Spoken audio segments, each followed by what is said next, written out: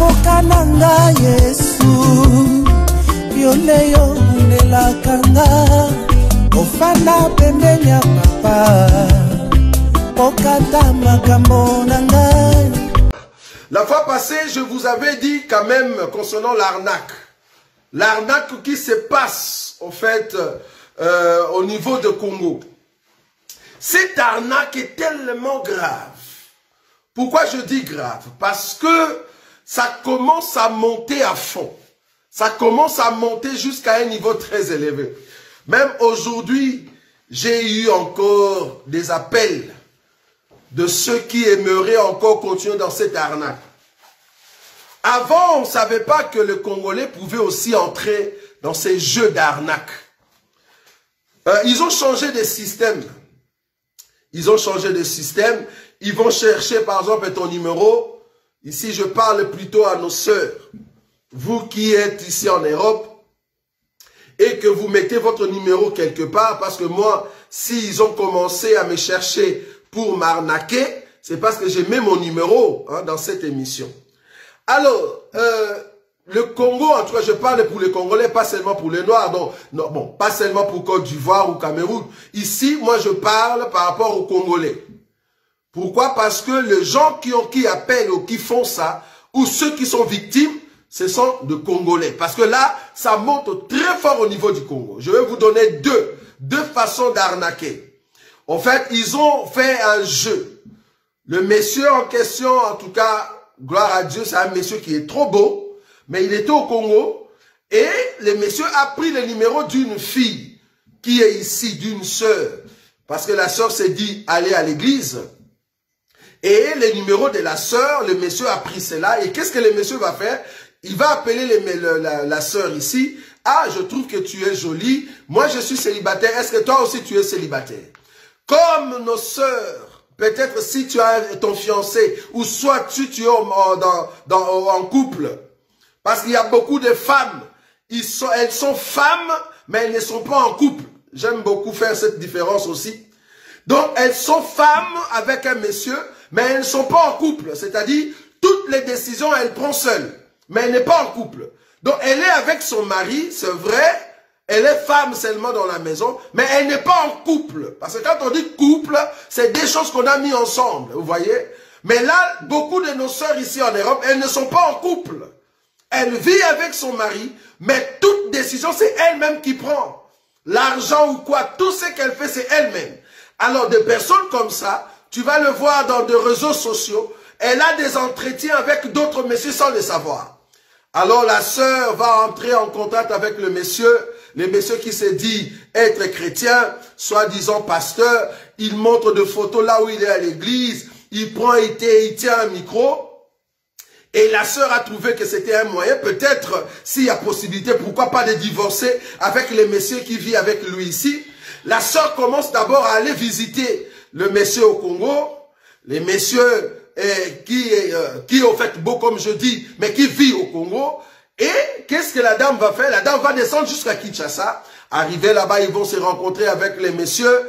Erreur, la sœur tombe avec les messieurs. Les messieurs vont prendre des photos de la sœur, en tout cas en tenue d'Adam, c'est-à-dire nue. Et voilà, il y a une affection qui s'est créée. Parce que les messieurs quand même se disent chrétiens, et les messieurs ont étudié, parce que c'est un arnaqueur, un frappeur. Donc il sait très bien le rôle qu'il est en train de jouer. Tout ça, c'était faux. Au fait. Mais toi, tu es ici en Europe, tu ne savais pas. Vous voyez? Et la dame a vu, ah, mais ça, c'est un beau gosse, un monsieur qui aime l'église, un monsieur qui a étudié. Donc, si moi, j'ai des documents en Europe, donc, le monsieur en Europe qui me dérange, mais voilà un monsieur ici au Congo, je peux l'appeler en Europe, comme ça, on va vivre bien. La dame est rentrée ici, comme c'était un frappeur, à l'espace de quelques discussions seulement, le monsieur a dit non, je ne veux plus continuer avec toi. Et d'ailleurs, il faut que tu m'envoies l'argent. Si tu n'envoies pas l'argent, les photos que j'ai de toi ici nu, je vais commencer à balancer ça sur Facebook. Tu vois le frappeur? Il s'est très bien préparé dans son coup. Et là, la dame dit non, ne fais pas ça, je suis marié quand même, j'ai des amis, j'ai des sœurs, ça va faire alors pour que je ne puisse pas propager, mettre en nu, au fait, tes photos, commence à m'envoyer de l'argent. C'est là-bas que la sœur va envoyer 500. Après, non, envoie encore 1000. 1000. Après, 2000. Donc, les grands montants, on est arrivé dans des 15 000 sans les savoir. La sœur a dit non, non, non, non, non. Trop, c'est trop. Il y a trop de tensions à la maison. Le mari voit des disparitions des montants. Mais la sœur ne s'est pas justifiée. Ça devient des tensions dans le couple ici en Europe. Pourquoi? Parce que la sœur envoie l'argent parce qu'elle ne veut pas qu'on puisse dénoncer au fait ce qu'elle a fait à Kinshasa avec des photos avec ces messieurs-là. Et le monsieur fait des chantages jusqu'à ce que, comme la dame n'a pas pu supporter de faire sortir l'argent quand elle a décidé, non, je ne veux plus envoyer. Et c'est comme ça que ces gens-là vont commencer à balancer, telle personne on l'a vu nue, telle personne on a fait ça. Vous voyez? Donc ce sont des frappeurs. C'est comme ça qu'ils font leur arnaque.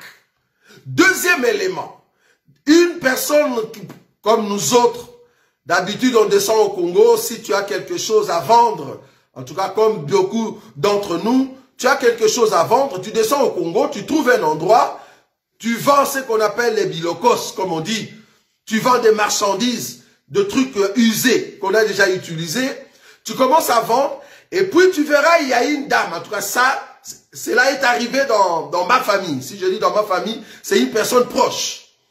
Alors, ma sœur là, elle était au Congo, une personne s'est approchée, une dame, une femme, qui dit, ah, tu vis en Europe? Oui, je vis en Europe. Ah, ok, c'est bien, c'est très bien. Qu'est-ce que tu fais? Ah non, je fais ça et ça et ça. Tu détailles. Parce que le diable va prendre position de ta vie par rapport à ce qui sort de ta bouche. Vous voyez? Alors, ma sœur va commencer à détailler sa vie. Ah, moi d'ailleurs, j'aime ça, j'aime ça, j'aime ça. La dame dit, oh, que moi aussi j'ai quand même des familles en Europe. Elle va citer n'importe quelle Europe. Mais en fin de compte, elle voulait gagner le cœur de la sœur. Vous voyez? Et ma sœur, qu'est-ce qu'elle a fait? Elle a accepté au fait de prendre cette personne comme une personne de confiance. Jusqu'à ce que la personne a compris le point faible. Le point faible, c'était la grande sœur voulait au fait faire des affaires du genre avoir de porc, quelque chose de élevage, voilà. Élevage de porc, donc avoir des champs. Et la dame, comme elle a compris cela, elle va faire une formation, elle va s'informer concernant l'élevage, comment est-ce que ça peut réussir tout ça. Et elle vient avec l'information alors que la sœur était déjà ici en Europe. Elle appelle la sœur, écoute, j'ai une bonne information pour toi, j'ai trouvé un endroit où tu peux vraiment bien faire. En tout cas, si tu envoies de l'argent, c'est bon. Maintenant, la grande sœur dit, mais va d'abord commencer à voir ce que j'ai laissé au Congo, va voir si ça marche ou pas. Or, elle, comme elle a un plan, chaque jour, elle allait toujours pour voir les champs que la grande sœur avait laissés. Avec ça, nous qui sommes en Europe, on s'est dit, waouh, j'ai trouvé une bonne personne, que je peux l'envoyer n'importe où, et elle va partir. Avec ça, la sœur était tombée, séduite. Elle a dit donc, c'est une bonne personne, une personne de confiance. Et il y a un montant de 5 000 qui a été donné, soit disant, achète-moi ça, achète-moi pour l'élevage, ou soit un terrain là où je vais commencer à faire la porcherie. Et voilà, le 5 000 est parti. Depuis lors, les téléphones coupés. Tu ne sais pas trouver cette personne-là, tu ne sais pas là où elle habite. Donc, là, on comprend que l'arnaque au niveau de Kinshasa devient sérieux. Devient sérieux. Vous qui êtes ici en Europe, si je sonne au fait cette alarme, c'est parce que moi-même je voulais être victime. Et jusqu'aujourd'hui, ils continuent. Parce que eux, ils pensent que le fait qu'on dit docteur Roger Bouleli, ils pensent que je suis docteur médecin de l'hôpital. Et ceux qui m'appellent ici, ils se présentent comme étant je suis médecin, j'ai été avec toi à Bruxelles, mais je ne sais même pas quand est-ce que j'étais avec ces messieurs-là. Il me présente des choses, il parle un bon français. Mais il appelle avec un numéro de Kinshasa. Et puis, mais c'est sérieux. Il va prendre une photo, je ne sais pas moi d'où, parce que je suis sûr que ce n'est pas vraiment la personne. Quand tu lui dis que je vais descendre, je vais te voir, la personne ne va pas vouloir. Soit disant, je suis occupé, j'aurai une réunion. Mais c'est que je veux faire une affaire avec toi. Évitez d'entrer en contact avec une personne comme ça, que vous ne connaissez pas. N'entrez pas en contact. C'est de l'arnaque qui commence à monter à Kinshasa. Et même au niveau de Lubumbashi, même au niveau de Mbandaka, il y a beaucoup qui jouent ce rôle-là. Ils vont prendre ton numéro, vous qui êtes ici en Europe, ils vont commencer à vous parler des bonnes choses. Soit disant, il y a des ouvertures. Moi, je peux t'aider. Et c'est comme ça que tu vas commencer à donner l'argent. Et quand tu vas chercher la personne n'existe pas. C'est de l'arnaque, on les appelle des frappeurs. C'est un vent qui commence à monter à Kinshasa. Si tu rencontres une affaire qui est si facile, mais qui te promet, soi-disant tu vas beaucoup gagner, attention, ce sont des frappeurs. Il y a toujours la main d'arnaque derrière. Fais attention, n'entre pas dans cette affaire si tu n'as pas de certitude à 87%. Il faut être sûr que ce que tu fais avec la personne, c'est vraiment une personne que tu connais et que tu as des traces. Tu sais l'attraper à un moment où il y aura des problèmes. Sinon, ils vont te voler.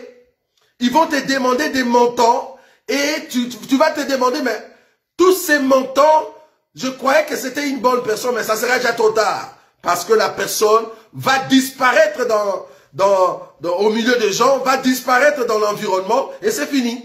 Tu le verras plus, il va briser le numéro de téléphone qu'il appelait parce que pour acheter une carte SIM, mais c'est rien du tout. Donc on achète et on t'appelle, tu penses que c'est une bonne personne, alors que ce sont des frappeurs, des voleurs, des escrocs. Mais il n'y a pas que ces gens-là, il y a aussi des pasteurs. Il y a aussi des pasteurs frappeurs, des pasteurs escrocs qui volent le peuple. Ce n'est pas seulement des frappeurs. Ce sont aussi des pasteurs. Il peut se présenter comme étant pasteur. Je suis frère en Christ. Je prie. J'ai besoin qu'on puisse me soutenir. Moi, je suis un homme de Dieu. D'habitude, nous montons vers sur la montagne pour prier. Nous voulons prier pour toi. Commence à nous envoyer de l'argent. Là-bas, ils vont commencer à te bouffer des 100 €, des 200 €. Soit disant, ils vont amener ton problème vers Dieu. Ils vont aller en montagne pour prier concernant ta vie. Ce sont des frappeurs. Des frappeurs terribles dans les choses de Dieu. Parce qu'ils savent que le Congolais aime prier. Et toi qui es ici en Europe, donc tu es ici en Europe dans une église, mais tu as un pasteur au Congo qui prie pour toi et qui prie pour ta famille.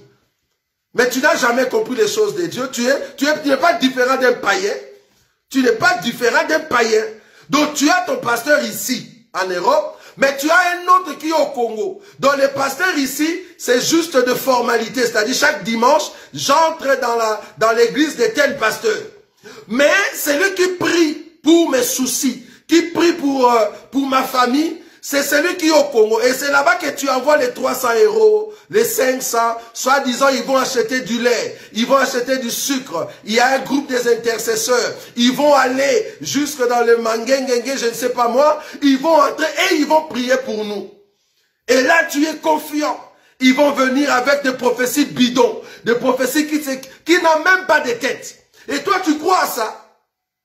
Tu préfères des mensonges comme ça. Mais une personne qui est avec toi ici, qui prie avec toi, non, tu dis non, il faut un daddy au niveau de Congo. Mais là, le monsieur en question, il ne travaille pas, il ne sort pas le matin. Mais comment est-ce que sa femme a quand même dans sa poche 2000 $? Mais c'est toi qui as fourni cela. Parce qu'on te frappe au fait. Ce sont des frappeurs pasteurs.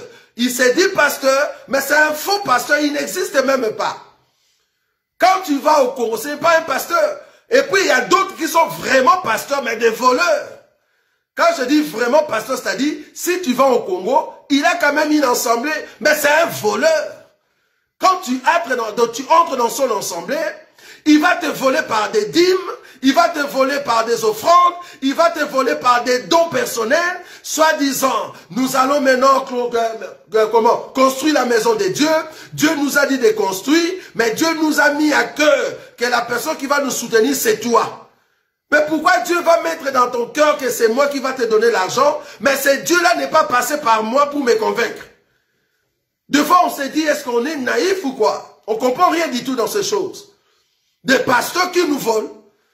Un pasteur qui te vole, mais tu ne vois pas. Et quand nous on parle, ah voilà les méchants, les médiocres qui n'aiment pas des pasteurs. Tu crois vraiment que nous autres, on n'aime pas l'argent, quoi? Non, vas-y. Nous, on n'aime pas l'argent. C'est seulement eux qui aiment l'argent. Nous aussi, on aime l'argent. Comme j'aime l'argent, j'ai maintenant le secret de me lever le matin pour aller travailler. Je travaille le matin, je prends mon argent normalement, parce que la Bible m'a dit que je dois manger à la force de ma sueur. Je travaille. Pourquoi ces gens-là ne peuvent pas travailler au lieu de voler? Et vous aidez ces gens-là. Vous les aidez. Ce sont des fainéants qui ne travaillent pas. Des fainéants qui restent comme ça assis dans leur maison, mais ils ont la force de vous demander des 500, des 1000 et vous donnez facilement. Mais si nous autres, on te demande plus qu'un 100 € pour que tu viennes participer, afin que nous puissions acheter des instruments, tu fuis l'église, tu ne viens plus. Tu ne viens plus. Mais les voleurs, ils savent comment manipuler avec un langage bizarre, avec des prophéties fabriquées. Là, ils te soutirent 2000 facilement. Alors je te dis, parce que tu vas continuer sur la voie de ces gens-là, ton argent va commencer toujours à tomber. Le fait que tu ne sais pas s'aimer sur une bonne terre, tu n'auras pas de récolte. Tu vas voir que tu vas monter dans les affaires, tu descends. Tu montes dans les affaires, tu descends. Pourquoi? Parce que tu donnes ton argent à un voleur. Tu donnes ou tu sèmes sur une terre qui n'a pas de vitamines. Et du coup, mais il n'y a rien du tout. Il n'y a rien qui monte. Vous voyez? Parce que Dieu veut que tu sèmes là où la terre va te donner des produits. Là où Dieu va te bénir. Au lieu de jeter l'argent pour rien auprès des arnaqueurs, auprès des frappeurs, pasteurs, prophètes, bishops, parce que soi-disant il t'a envoyé une faute. Ah non, non, ces gens-là ils sont terribles. Vous savez déjà qu'au Congo, si tu envoies de l'argent pour la construction de la maison, il ne faut jamais faire ça. Soi-disant, j'envoie 20 000, commencer à construire une maison pour moi. Si toi-même, tu ne vas pas descendre, n'envoie rien. Si tu ne veux pas descendre pour voir la construction, pour commencer la construction, n'envoie en personne. N'envoie en personne. Pourquoi il n'y a aucune personne qui peut te dire la vérité réellement sur tes 20 000? Personne. C'est pour cela beaucoup d'entre vous, ils ont envoyé des 30 000, 40 000. On les a envoyé aussi des photos, soi-disant, regardez l'évolution de la maison. Nous sommes au niveau des ceintures. Bientôt, il y aura comment on dit, au niveau des toits. On va mettre maintenant de la charpente. On va mettre maintenant des tôles. On te donne des photos, mais la maison du voisin. C'est la maison du voisin qu'on a pris des photos, qu'on t'a envoyé. Arrivé maintenant au Congo, parce que tu te dis, mais c'est presque à la fin, je vais aller visiter. Tu viens voir la maison, mais il n'y a pas. Il n'y a aucune maison en ton nom. On t'a bouffé 40 000 balles. Pourquoi? Parce que tu es naïf. Fallait descendre toi-même. Tu achètes des terrains toi-même. Les billets, ça coûte combien? Normalement, hors saison. C'est en tout cas hors, comment on dit, pas la période où tout le monde descend au Congo. Ben, le billet, ça coûte 500. Descends au Congo, achète un terrain, commence la construction et puis rentre. Tu économises encore une fois de plus et puis tu descends. Au lieu d'envoyer l'argent comme ça, 40 000 à une personne, que tu donnes confiance aveuglement et puis tu descends, il n'y a rien du tout. Vous allez commencer à descendre parce que vous n'avez pas compris le terrain là où il faut s'aimer. Mais Dieu un jour ne manquera pas de vous montrer là où vous devez.